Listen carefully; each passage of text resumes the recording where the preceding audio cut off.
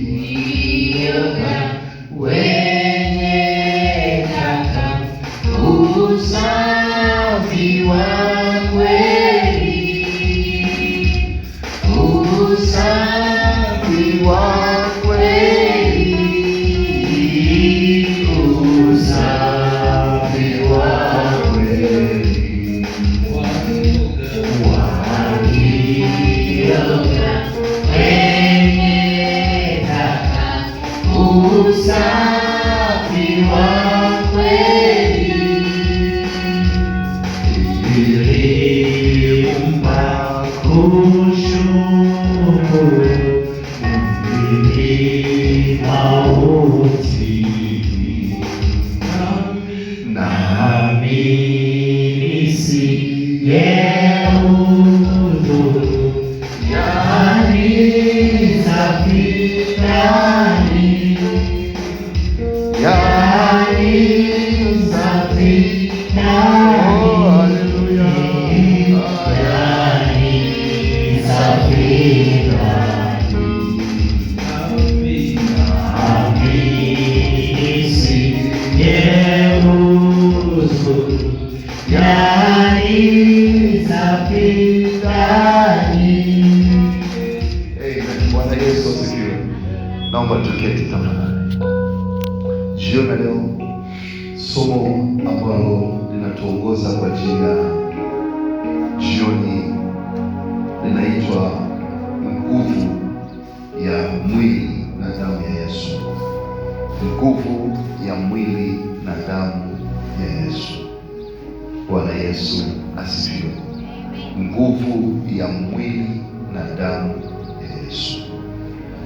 Ukienda katika maandiko matakatifu, katika hatua za kwanza kabisa za taifa la Israeli, hususan kitabu cha Mambo ya Walawi 17 ule mstari wa 11 kusoma 10 mpaka 12, Mungu aliwaonya wana wa Israeli. Aliwaonya nini? Mnapokuwa mmechinja mnyama, msikule nyama na damu.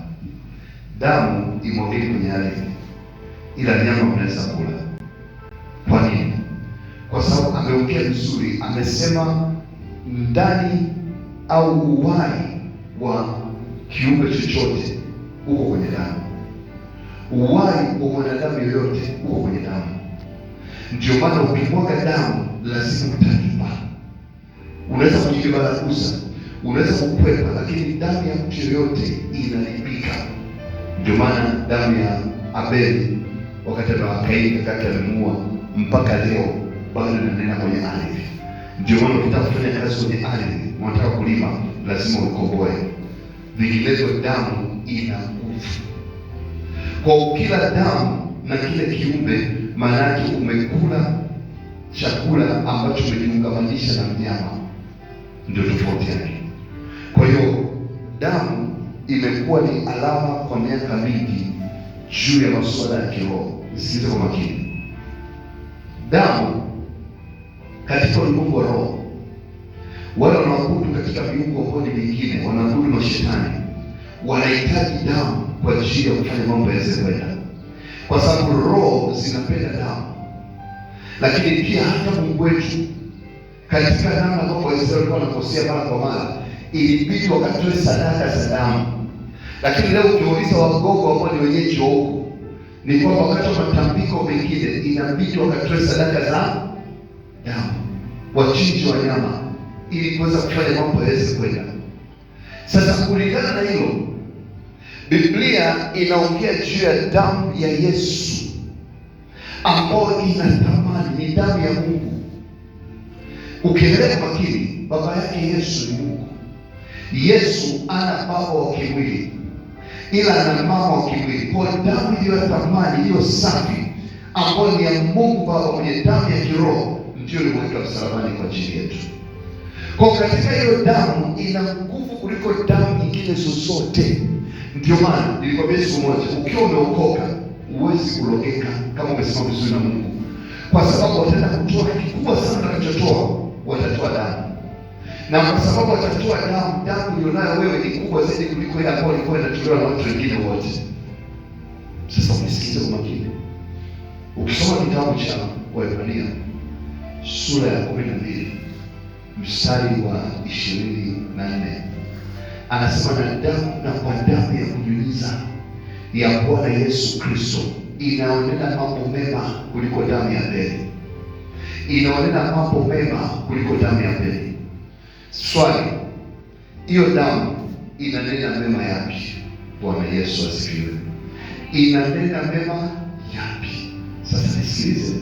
Somo la jioni leo linaitwa mwili, nguvu ya mwili na damu ya Yesu. Na huwezi kutofautisha kati ya mwili na damu. Lazima uelewe hilo.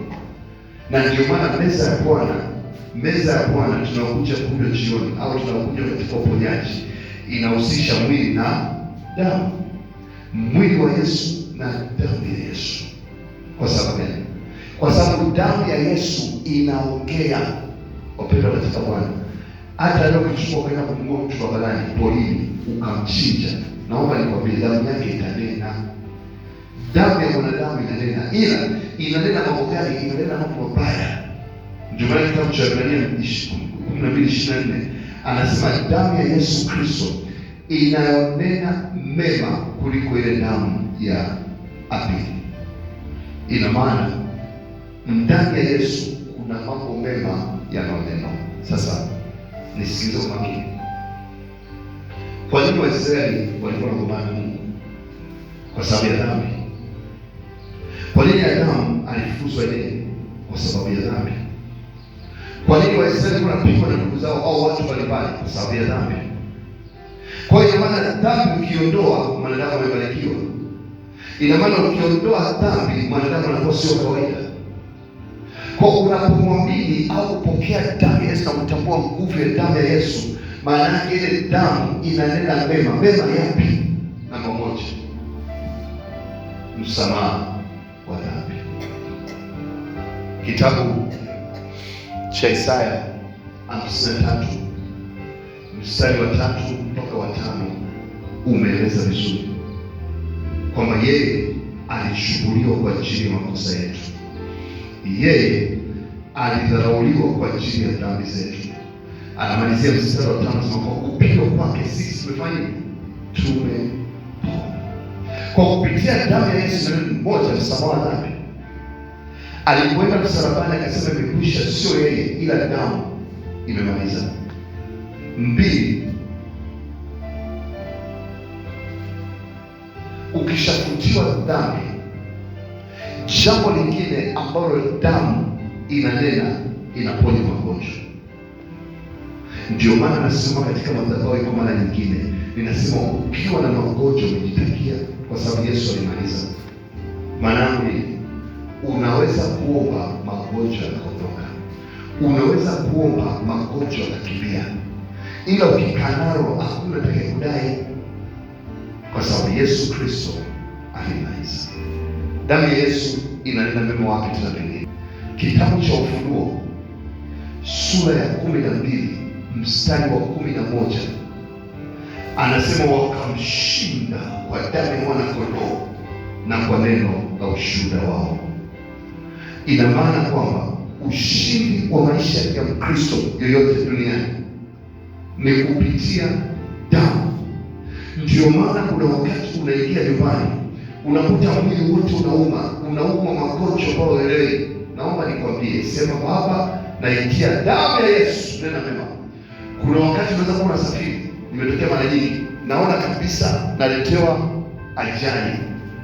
Unaona kabisa picha ya ajali hiyo haijatokea bado, lakini naomba nikwambie hakuna jambo kama unatembea na Mungu linaweza kutokea kwako bila Mungu kukwambia.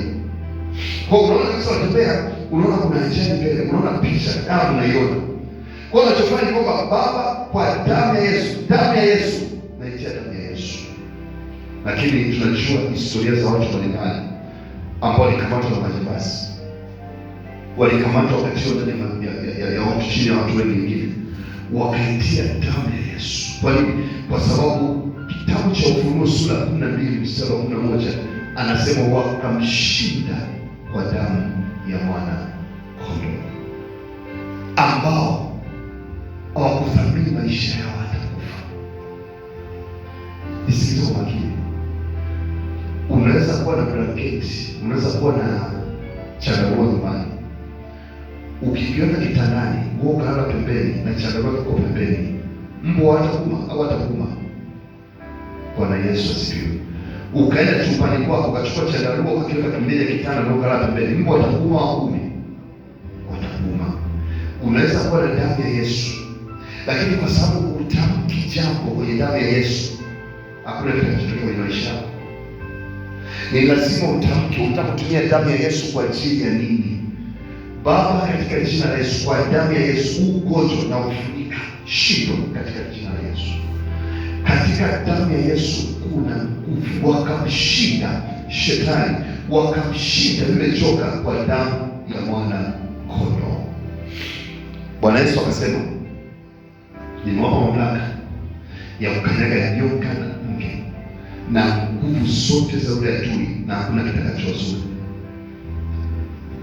Lakini kilicho pale ni kwamba kupitia damu yake aliyomwagika msalabani ndio inatupa sisi ujasiri na mamlaka makubwa ya kuangusha kazi zote za shetani.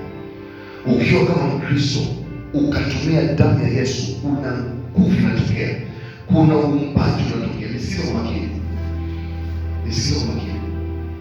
Damu ni mpaka umetamkia, sio hivi. Damu ni mpaka umetamka. Kwa sababu gani? Kwa sababu maisha ya Kristo au maisha yetu sisi ni maisha ya imani, na imani huja kwa kusikia, na kusikia neno Kristo. Kwa hiyo imani huja kwa neno. Pasipo neno hakuna imani. Yesikiza makini. Katika Biblia hii, Zaburi pekee ambayo inaweza kuponya magonjwa yako yote ni Zaburi ya ngapi? Ni Zaburi ya 103. Kama unapitia magonjwa kwenye maisha alafu umekwama kabisa, pata muda, soma Zaburi ya 103 bila kuchoka. Ni Zaburi pekee au mstari pekee katika Biblia ambao unaweza kuondoa magonjwa na maradhi ya aina yoyote. Zaburi ya 103. Tutaendelea kidogo, lakini ule mstari, baadhi ya mistari yanaongea kuhusu faida za neema ya Mungu katika uponyaji wa magonjwa. Sasa hapo ilikuwa ni zamani, sembuse leo tuna damu ya Yesu Kristo ambayo inanena mema kwa ajili yako. Hebu tuangalie baadhi ya mistari katika Zaburi ya 103. Anasema, nafsi yangu umhimidi Bwana, na vyote vilivyomo ndani yangu vilihimidi jina lake takatifu. Nafsi yangu umhimidi Bwana, wala usisahau fadhili zake. Mstari wa 3, akusamehe maovu yako yote, akuponya magonjwa yako yote. Mungu angesema ugonjwa fulani unaweza kupona, ugonjwa fulani upone. Magonjwa yoyote ni Mungu pekee aweze kusamehe. Sasa kumbuka, nilishakufundisha katika hatua za kwanza za huduma, katika Bwana Yesu alipokuwa anaponya watu, aliwaambia watu usifanye dhambi tena, kwa maana ya kwamba cha kwanza Mungu anasamehe dhambi. Ina maana dhambi ni rafiki wakati kuna magonjwa. Kama ambavyo kitu kichafu kinavutia inzi, ndivyo ilivyo dhambi inavutia magonjwa. Ndio maana mtu akitaka kupona ugonjwa tunaambia kwanza atubu dhambi. Lakini kingine, Bwana Yesu alikuwa anasamehe dhambi, alafu anakuambia usitende dhambi tena. Anasema ukitenda dhambi litakupata baya kuliko ile uliyopona. Kwa sababu anasema kwamba pepo akimtoka mtu uzurura, na akirudi tena mara ya pili akikuta yule mtu amekuwa ni wahovyo, anaita wengine 7. Hali ya mtu ya kwanza, ya mwisho, inakuwa mbaya kuliko ile hali ambayo alikuwa nayo tangu mwanzo. Ninaongea habari za nguvu ya mwili na damu ya Yesu. Mpendwa katika Bwana, wakati wa mchana, wakati fulani Bwana Yesu alikuwa akitembea katika uso wa nchi, kulikuwa na mwanamke mmoja ambaye alikuwa ana tatizo la kutokwa damu bila kukoma. Yule mwanamke alikuwa ameuza mali zake, ameenda kwa waganga wa aina yoyote unawajua wewe, ameenda kwa wataalamu wakubwa wa aina yoyote unawajua wewe, hakuweza kupona. Lakini maandiko yanafahamisha kwamba alipomwona Yesu yule pale, akajitia moyo moyoni mwake. Biblia inasema kwa imani akasema, nikigusa vazi la nguo yake nimepona. Kitabu cha Marko sura ya 5, kitabu cha Mathayo pia kimeelezea. Labda tunaweza tukapitia tuangalie kidogo. Marko sura ya 5 ule mstari wa 9 mpaka 11. Labda nisome ili tuende pamoja. Marko 5:9 mpaka 11. Maandiko yanasema,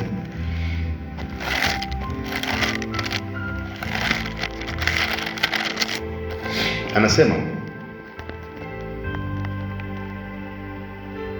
Marko sura ya 5, nafikiri itakuwa sio mstari, naomba niangalie kwenye Marko sura ya 5 sura 25 mpaka 34. Sorry, 25 mpaka 34. Anasema, na mwanamke mmoja mwenye kutoka damu muda wa miaka 12 na kuteswa mengi kwa mkono wa matabibu wengi,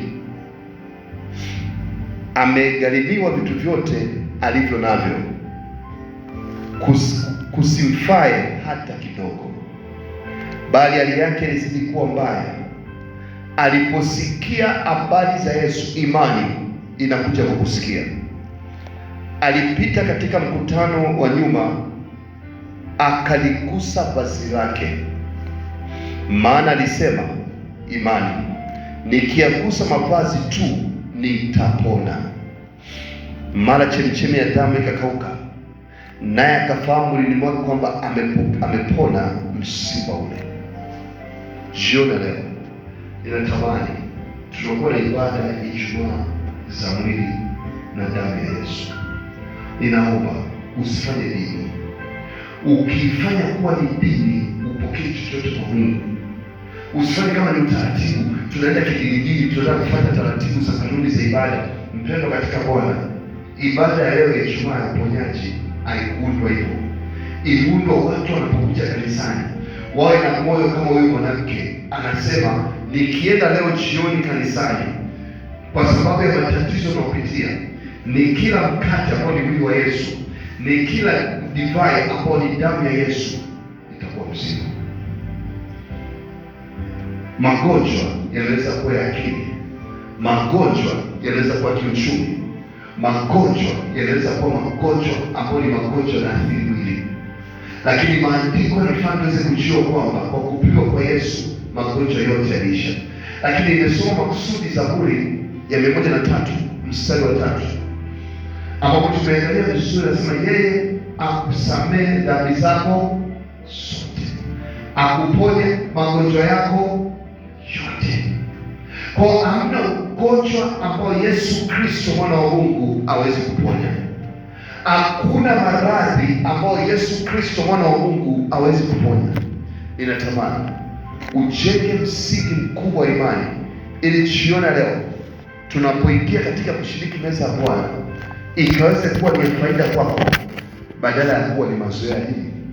Ninatamani unapoenda kushiriki meza ya Bwana uje na matatizo yako umebeba kwa imani. Unapochukua hatua ya kukanyaga mguu kuja hapa mbele, njoo kwa imani na kiburi, kwa maana kupokea uzima na usiwe na wasiwasi. Na baada ya kunywa meza ya Bwana, baada ya kula mkate, ninatamani uamini kwamba umeshapona, uamini kwamba jibu lako limepatikana. Watu wanadhani magonjwa ni maradhi yanaumiza mwili pekee yake. Magonjwa yanaweza kuwa ni matatizo yote. Yesu amekuja amalize yote. Jambo lingine, damu ya Yesu na mwili wa Yesu unaleta ulinzi.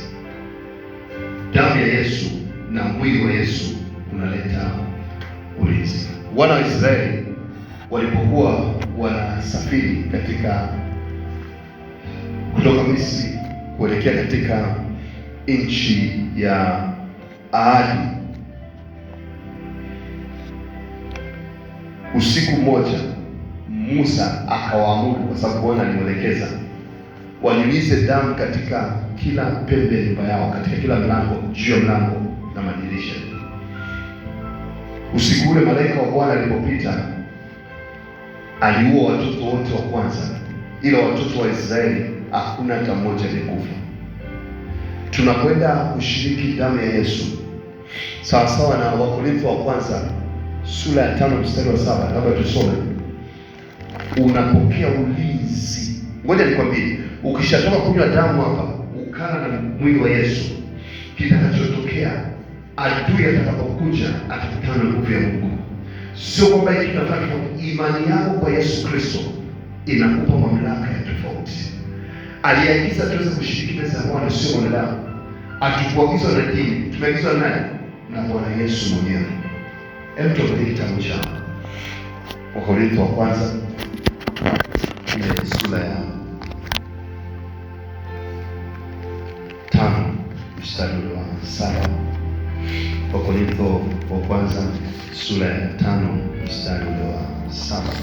Haleluya. Wakorintho wa kwanza sura ya 5 mstari wa 7.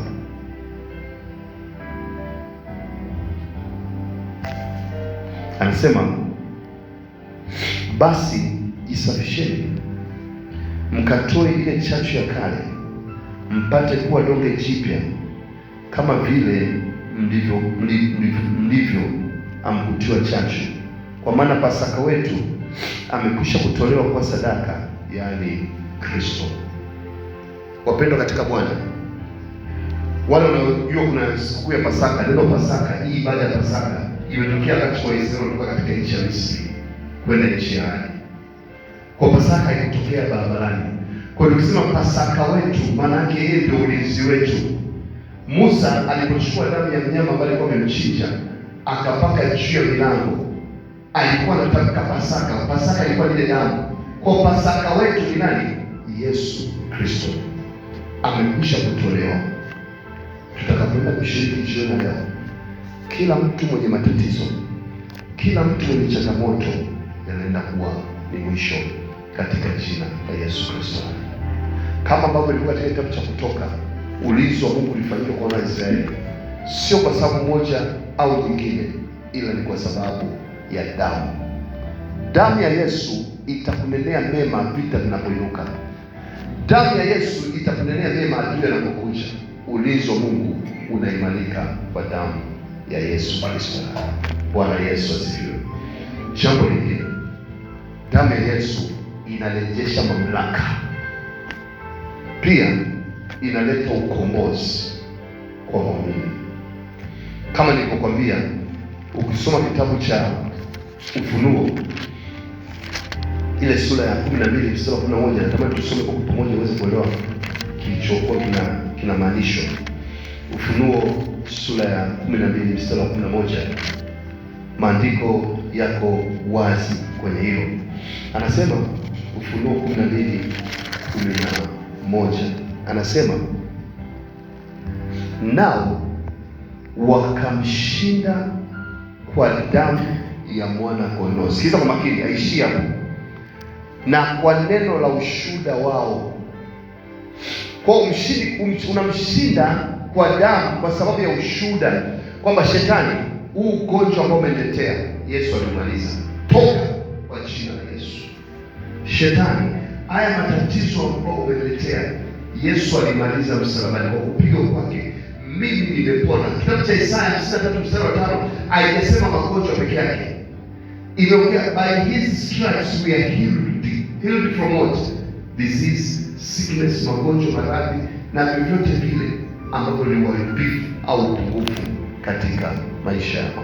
Kwa neno la ushuhuda ni muhimu sana. Usije ukaja kushiriki meza ya Bwana hujatamka jambo.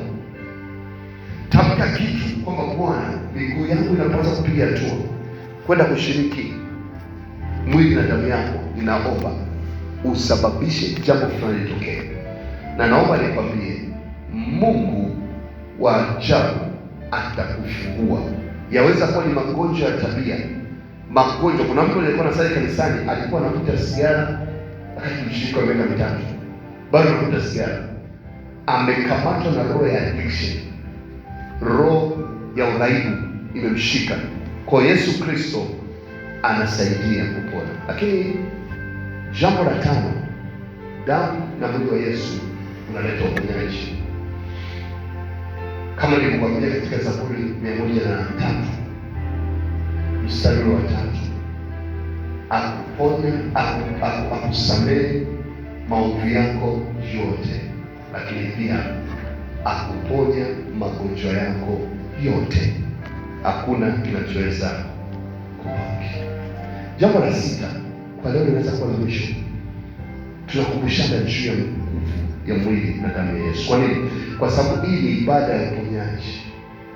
Ninatamani kama umekuja na ugonjwa, usije ukaondoka kwenye ibada kama hii hujapona. Ninatamani utegemee muujiza wa Mungu wa uponyaji utokee kwenye maisha yako kupitia ibada leo, na ikawa ni ushuhuda kwa maisha yako yote. Jambo la sita, damu ya Yesu inaleta amani. Sijajua mchana leo umekujaje mahali hapa. Sijajua jambo gani unaopitia. Sijajua vita gani ambayo unaipitia. Lakini habari njema ambayo napenda nikupatie ni kwamba amani inatoka kwa Kristo Yesu.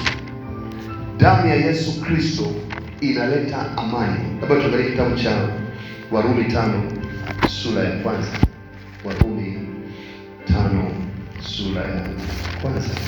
Warumi 5 sura ya kwanza. Tasoma katika jina la Yesu. Warumi 5 sura ya kwanza. Sikiza kwa makini. Imani kuja kwa kusikia na kusikia neno la Kristo. Natamani usikie. Anasema tuseme nini basi? Tudumu katika dhambi ili neema iwe nyingi? Anasema haba. Sisi tuliofia dhambi katika Kristo, tutaishia tena katika dhambi? Amfahamu kwamba sisi sote tulibatizwa katika Kristo Yesu, tulibatizwa kwa mauti yake. Basi tulizikwa pamoja naye kwa njia ya ubatizo, kusudi Kristo alifufuka katika wafu kwa njia ya utukufu wa Baba, vivyo hivyo nasi tuende katika upya wa uzima. Yale ambayo yalikuwa ya kale, maumivu, shida, vyote Bwana Yesu alivimaliza pale msalabani. Alipofufuka katika wafu, akaenda kuzika yote yalikuwa hayapaswi kuwa. Bado kuna nguvu katika damu ya Yesu Kristo. Jioni leo ninatamani neema ile ile ya uponyaji ambayo ilitembea katika Bwana wetu Yesu Kristo ikapate kutembea katika maisha yako. Sijajua umetoka nyumbani umekuja na nini kinakusumbua, lakini tunapoenda kusimama, natamani uongee na Mungu wako. Hatua ya kwanza, Biblia inasema akusamehe uovu wako wote. Ngoja nikwambie, jifunze kitu. Yawezekana umeteleza, wala sikatai. Yawezekana umeanguka katika dhambi. Biblia inasema kwamba kitabu cha Yohana wa kwanza ile sura ya kwanza mstari wa 7, anasema tukisema hatujatenda dhambi tunajidanganya, lakini tukiziungama dhambi zetu na kutubu, yeye ni mwaminifu na wa haki na atusamehe dhambi zetu zote. Matatizo mengi katika maisha ya mwanadamu ni dhambi. Lakini jioni leo unapoenda kutubu, jisamehe kwanza na wewe. Watu wengi unakuta tumetoka kuomba msamaha wa dhambi, anakwambia hivi, Mungu atakuwa amenisamehe kwenye dhambi ya kuua ile. Mpendwa katika Bwana, Mungu hakuna dhambi hawezi kusamehe. Ukitubu kwa moyo wako wote kutoka ndani, Mungu anasamehe. Ila usirudie dhambi. Usizoe dhambi kwa sababu mwisho wake ni mauti. Lakini Mungu anasamehe. Na Biblia inasema kwamba ataweka dhambi yako mbali kama magharibi ilivyo mbali na mashariki. Mungu atoe neema katika jina la Yesu. Tusimame.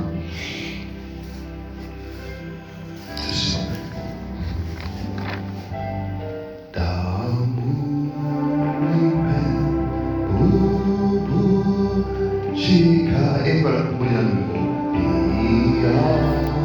Wimbo namba 86. Kweli wakioga wenye taka usafi wa kweli, usafi wa kweli, usafi wa kweli, wakioga wenye taka usafi wa kweli, ilimpa kushukuru mwingi mautini, nami nisiyehudhuru, yani safinani. Haleluya, yani safinani, yani safinani, nami nisiyehudhuru, yani safinani.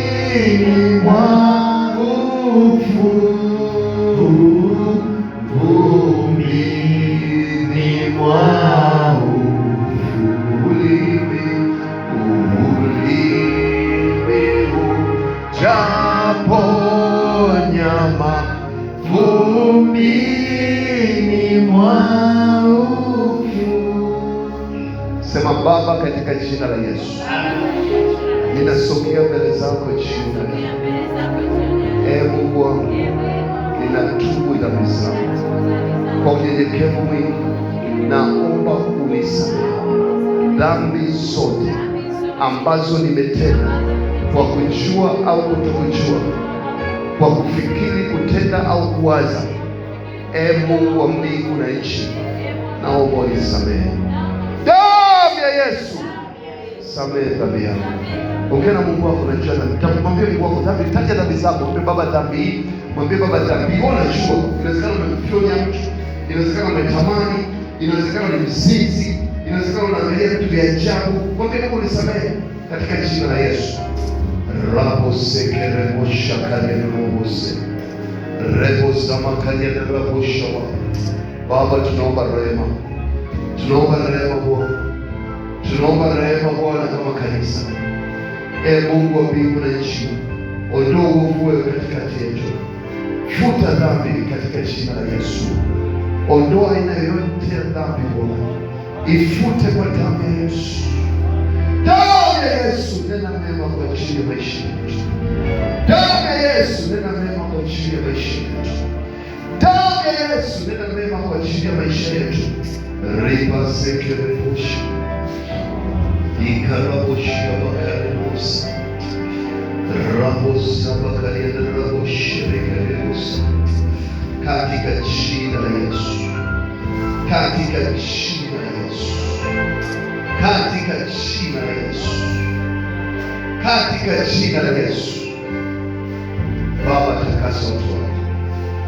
Ili Bwana nafasi ya uponyaji na kwenda kutokea. Asitoke mtu na ugonjwa mahali hapa. Muujiza ukatokee. Watu wako ukapone. Uzima ukarudi. Katika jina la Yesu. Mbele yetu Bwana kuna divai pamoja na mikate. Imetengenezwa kwa mikono ya wanadamu. Kwa imani sasa tunabadilisha kila mkate ulioko mbele yetu kuwa mwili halisi wa Yesu Kristo. Yoyote anaenda kushiriki Bwana kwa imani, moto wa uponyaji ukaingia ndani mwake. Magonjwa yoyote yakafutike, matatizo yoyote yakafutike katika jina la Yesu. Aina yoyote ya mashambulizi ya kuzimu yasiyo na nafasi juu ya maisha ya watu wako. Baba, asante kwa ajili pia ya divai. Tunaibadilisha kuwa damu halisi ya Yesu Kristo. Yoyote anaenda kushiriki Bwana, moto uponyaji ukaingia ndani mwake, akaambatane kabisa na Yesu, na neema yako ikashuke katika jina la Baba, Mwana na Roho Mtakatifu, kwa jina la Yesu, amen. Nisikilize kwa makini. Neno komunio kutokana na komunuio maana kupatana. Komunio maana yake kupatana. Komunio maana kupatana, kugandamana, sio kupatana, kugandamana. Kwa nini tunasema komunio takatifu? Maana yake ni kitu kitakatifu kinachokuungamanisha na kitu fulani. Nimekufundisha kuhusu damu ya Yesu. Kwa unapoenda kushiriki komunio kwenye dini unakatazwa.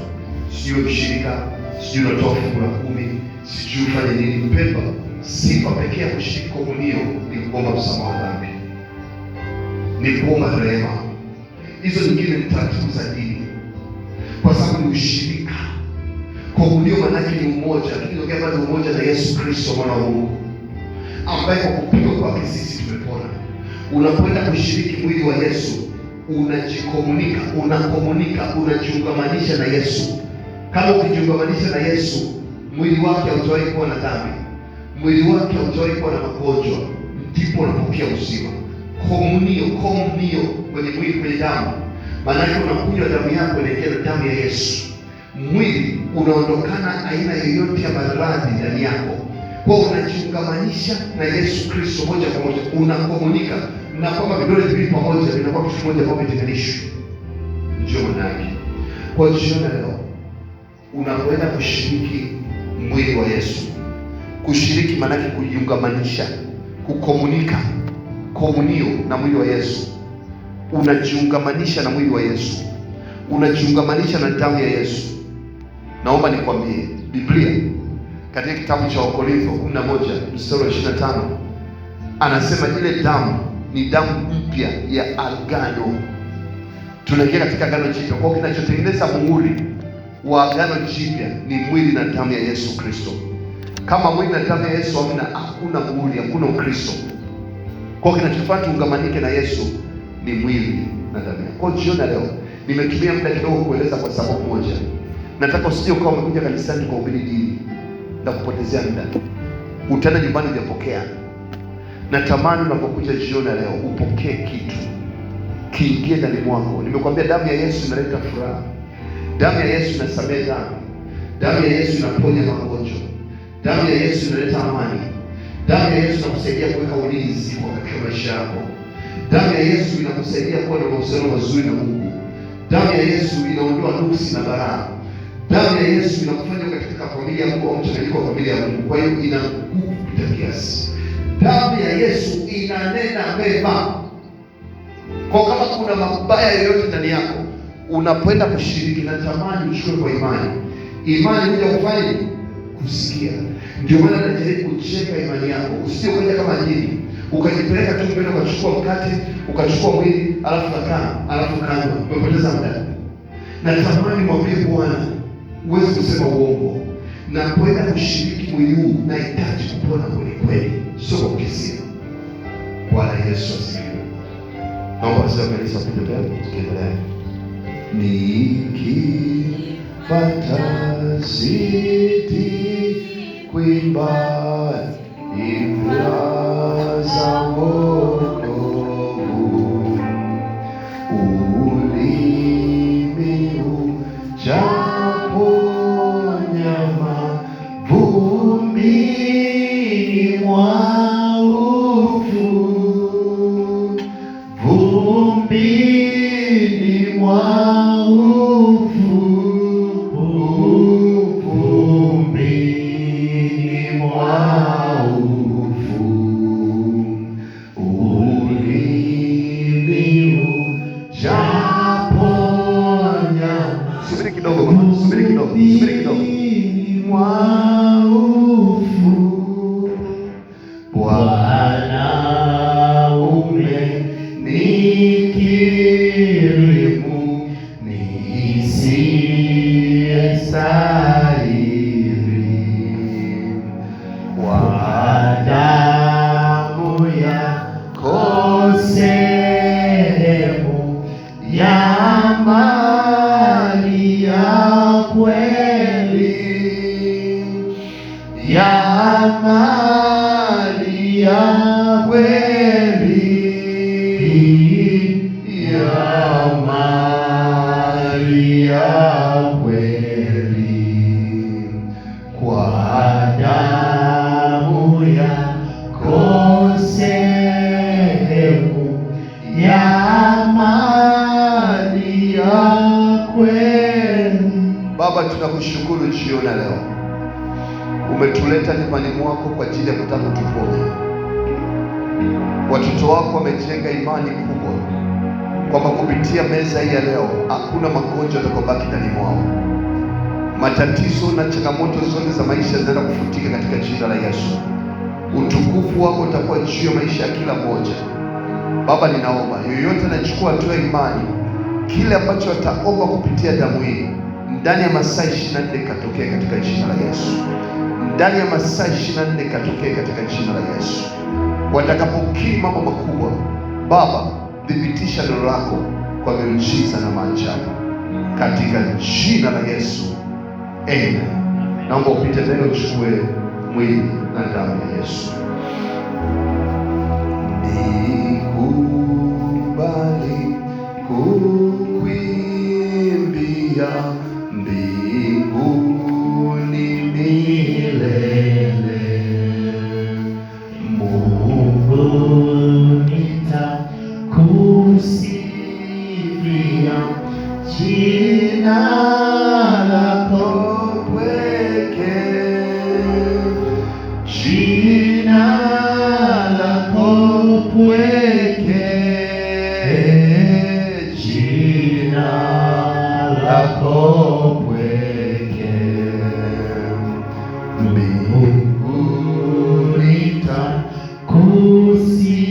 nitakusifia jina lako pweke, cha kutumaini sina ila damu yake Bwana, sina wema wa kutosha dhambi zangu Yesu nasimama, ndiye mwamba ni salama, ndiye mwamba ni salama, ndiye mwamba ni salama. Njia yangu iwe ndefu, yeye hunipa wokovu, mawimbi yakinipiga, nguvu zake ndiyo nanga. Kwake Yesu nasimama, ndiye mwamba ni salama, ndiye mwamba ni salama, ndiye mwamba ni salama. Damu yake na sadaka nategemea daima, yote chini ya kisha Mwokozi atanitosha. Kwake Yesu nasimama, ndiye mwamba ni salama,